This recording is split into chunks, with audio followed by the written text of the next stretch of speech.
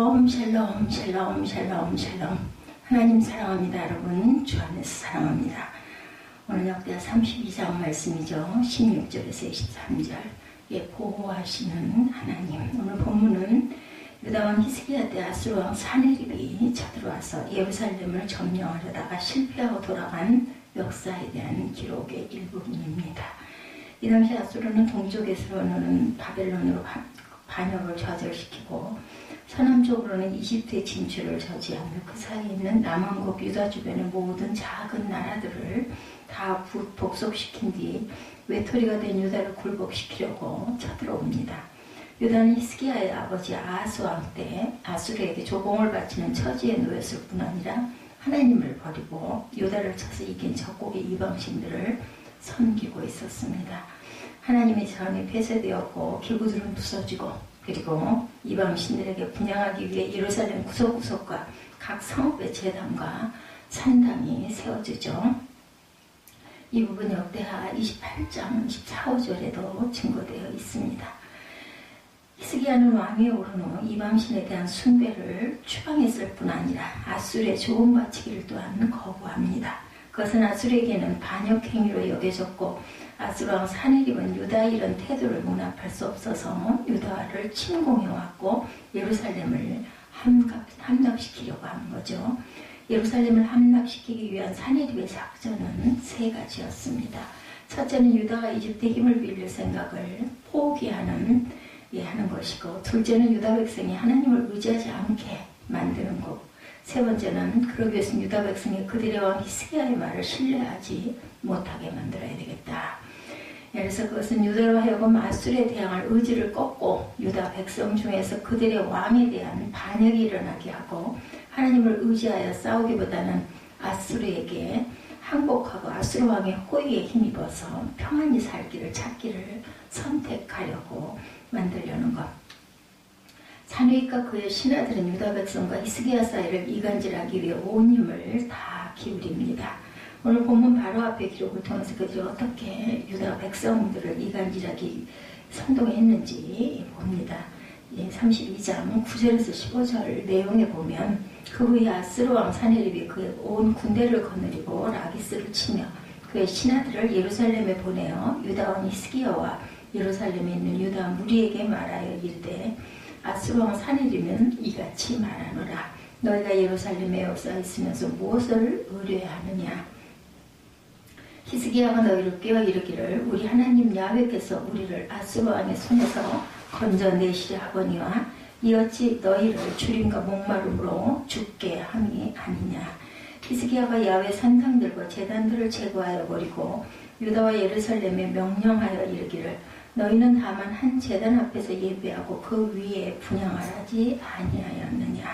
나와 내 조상들이 이방 모든 백성들의 행한 것을 너희가 알지 못하느냐. 모든 나라의 신들이 능히 그들의 땅을 내 손에서 건져낼 수 있었느냐. 내 조상들이 진멸한 모든 나라의 그 모든 신들 중에 누가 능히 그의 백성을 내 손에서 건져내었기에 너희 하나님이 능히 너희를 내 손에서 건지겠느냐. 그런즉 이와 같이 너희는 히스기야에게 속지 말라. 꾀물 받지 말라. 그를 믿지도 말라. 어떤 백성이나 어떤 나라의 신도 능히 자기의 백성을 나의 손과 나의 조상들의 손에서 건져내지 못하였나니 하물며 너희 하나님이 너희를 내 손에서 건져내겠느냐 하였더라. 이렇게 이야기합니다. 역대하 32장 9절에서 15절 내용이죠. 이렇게 사네립이 아수르 왕 사네립이 유다 왕을 의지하지 못하도록 히스기야를 의지하지 못하도록 이렇게 선동을 하는 내용이죠. 본문 16절에서 19절도 유다 백성들을 내로부터 와해시키려는 아수르의 필사적인 심리전을 보여주고 있습니다. 사네립의 신하들도 더욱 야훼 하나님과 그의 종 히스기야를 비방하였으며 오늘 역대하 32장 16절에서 19절 내용입니다.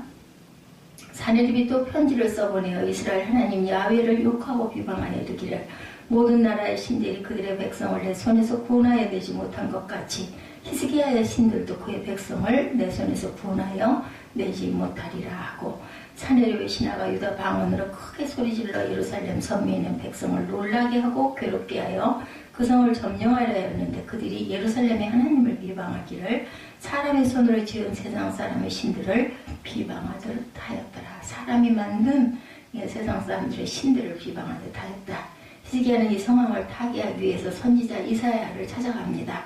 이들은 아수르 왕과 그 신하들의 책략에 맞서 하나님께 부르짖어 기도하죠. 오늘 본문 20절에 이렇게 나타나 있습니다. 32장 20장 보실까요? 이러므로 히스기야가 왕의 아모스의 아들 선지자 이사야와 더불어 하늘을 향해 부르짖어 기도하였더니 야훼께서 한 천사를 보내어 아수르 왕의 진영에서 모든 큰 용사와 대장과 지휘관들을 멸하신지라. 아수르 왕이 날씨 뜨거워 그의 고국으로 돌아갔더니 그의 시내 전에 들어갔을 때 그의 몸에서 난 자들이 거기서 칼로 죽였더라. 이와 같이 야훼께서 히스기야와 예루살렘 주민을 아수르 왕 산헤립의 손과 모든 적국의 손에서 구원하여 내사 사면으로 보호하셨다. 이렇게 나타나 있습니다. 산헤립은 불명예스럽고 수치스러운 철분을 할 수밖에 없죠. 본문 23절에 보면 그 자신도 귀국하자마자 반역자의 칼에 맞아 죽고 맙니다. 13절이죠. 여러 사람이 예물을 가지고 예루살렘에 와서 야훼께 드리고 보물을 유다왕 히스기야에게 드린지라.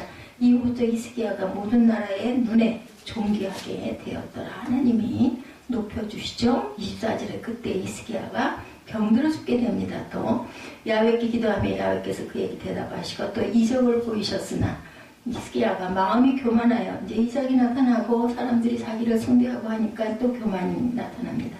받은 은혜를 보답하지 아니함으로 진노가 그와 유다와 예루살렘에 내리게 되었더니 히스기야가 마음의 교만함을 다시 뉘우칩니다.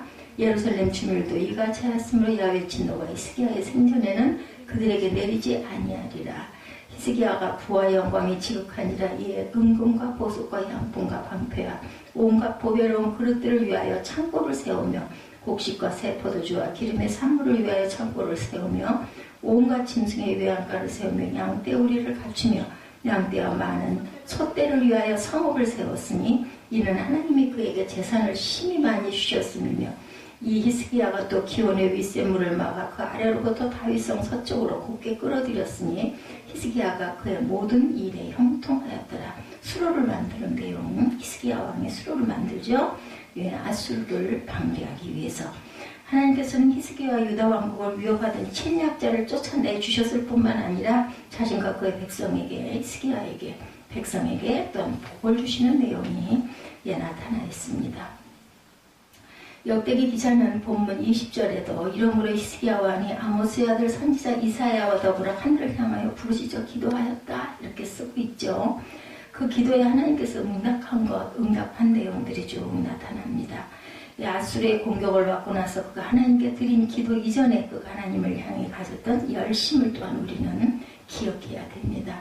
그냥 일어난 일은 아니라는 거죠. 역대하는 히스기야에 관한 기록이 29장부터 32장까지 오늘 본문이죠. 32장까지 4장 중 무려 3장에 걸쳐서 히스기야가 벌인 대대적인 성전 예배의 복원 사역과 신앙개혁 운동에 관해서 이렇게 기록하고 있습니다. 히스기야는 왕위에 오르자 첫째의 첫 달에 하나님의 성전 문들을 열고 수리합니다. 엄청난 무상을 숭배하던 그때까지의 모든 것들을 산당을 부수고 모든 것들을 철거하고 그리고 전혀 손도 대지 않고 성전이 닫혀 있었어요. 이랬던 곳에 개혁운동을 일으키죠.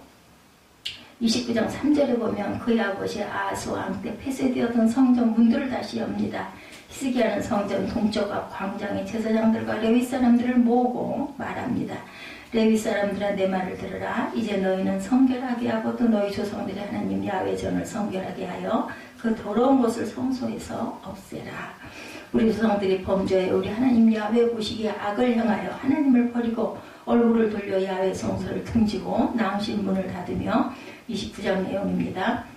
등불을 끄고 성소에서 분향하지 아니하며 이스라엘의 하나님께 번제를 드리지 아니하므로 야훼께서 유다와 예루살렘에 진노하시고 내버리사 두려움과 놀람과 비웃음거리가 되게 하신 것을 너희가 똑똑히 보는 바라. 29장 3절에 나타나죠. 이로 말미암아 우리의 조상들의 칼에 엎드려지며 우리 자녀와 아내들이 사로잡혔느니라. 이제 이스라엘의 하나님 야훼와 더불어 언약을 세워 맹렬한 노를 우리에게서 떠나게 할 마음이 내게 있노니 내 아들들아 이제는 게으르지 말라. 5절에서 11절에 쭉 이어지는 내용입니다. 야훼께서 이미 너희를 택하사 그 앞에 서서 수종대로 그를 섬기며 분향하게 하셨느니라. 제사장들과 레위 사람들부터 잠들어 있던 신앙을 깨워 일으키는 왕의 일장연설이었죠. 이에 레위 사람들이 일어납니다. 29장 12절에 보면 그들은 그들의 형제들을 모아 성결하게 하고 성전에 들어가서 왕이 하나님의 말씀대로 명령한 것을 따라 성전을 깨끗하게 하였다. 15절에 이렇게 나타나 있습니다. 제사장들도 성전 안에 들어가 거기 있던 모든 더러운 것을 성전 뜰로 끌어냈고 레위 사람들이 그것들을 받아 바깥 기드론 시내에 내다 버리는 내용이 역대하 29장 16절에 나타납니다.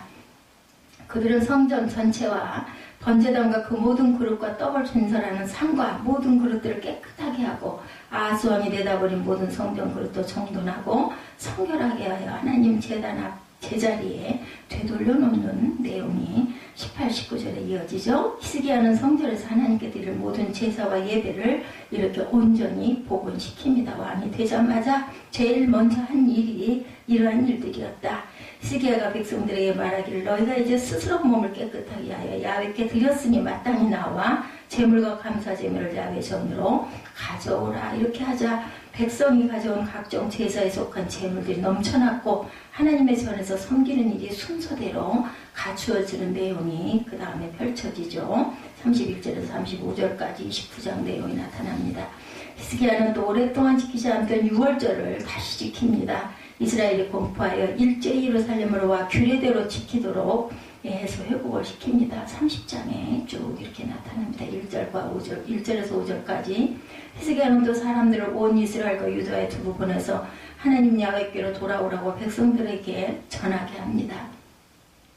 히스기야는 또한 백성 가운데 유월절 규례를 어기고 성결하지 못한 사람들을 위하여 기도하기를 선하신 여호와여 사하시옵소서 결심하고 하나님 곧 그의 조상들이 하나님 야훼를 구하는 사람은 누구든지 비록 성소의 결례대로 스스로 깨끗하게 못하였을지라도 사해달라고 30장 17절에서 19절에 증거합니다. 예루살렘에서는 백성이 크고 즐거워하고 날마다 하나님을 청송하고 감사하며 찬양하는 소리가 높아졌다. 그래서 역대하 30장에서는 이러한 그 히스기야의 업적으로 인한 많은 백성들이 하나님께로 돌아오고 찬양하는 소리가 높습니다. 이렇게 변화된 백성의 신앙과 하나님 도성의 모습을 역대하 30장 26절은 기술합니다.